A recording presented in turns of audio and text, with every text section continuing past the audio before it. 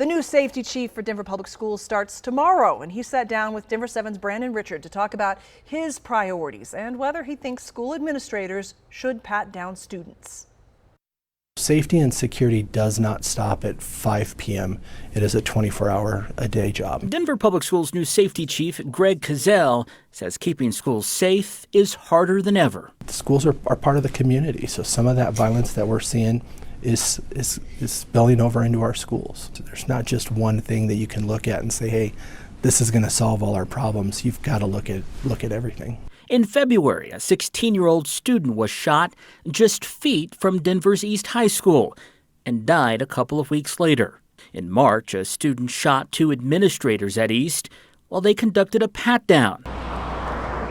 Last week, the district fired the longtime principal of McAuliffe International School after he came forward to share safety concerns about his staff doing daily pat-downs. His attorney says he was fired in retaliation for speaking out and said a federal lawsuit would be filed in the coming days. The district denies the firing had anything to do with him speaking to the media, but rather the sharing of confidential student information in violation of state and federal laws.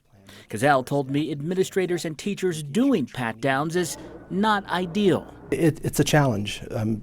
Ask a teacher, if they wanted to be a first responder, they would have been a police officer or a fireman. They want to be a teacher for a reason. It's not ideal, but we need to make sure that staff is trained what to do, what actions to take to ensure not only that student is supported, but the school as a whole is taking precautions if that's what's necessary.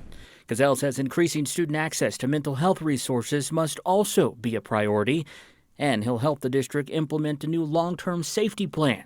The final draft was released June 30th and must still be approved by the board. In Denver, Brandon Richard, Denver 7. And as Brandon just mentioned, Denver Public Schools Superintendent Dr. Alex Romero unveiled that final version of a district-wide school safety plan at the end of June. He was asked to create one after that shooting inside East High School back in March. Going in depth, the key components change a number of district policies. School resource officers will return to some high schools this fall. They could be placed at more campuses in the future.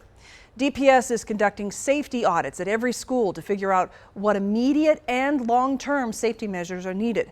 DPS is also committed to mental health by having more than 400 service providers across the district. We spoke with Superintendent Romero on this final draft. We asked him how he plans to maintain equity and make sure students are not negatively impacted by school resource officers. I believe it's all about intent. There was a lot of talk about oppressive systems and that the police department is oppressive. It's easy to argue that education, the way that we created education, is oppressive as well. So we're very intentional as a system on how we make sure that we provide opportunities instead of targeting our students. And DPS will also be holding community discussions about weapons detection systems before making final decisions on a school-by-school basis.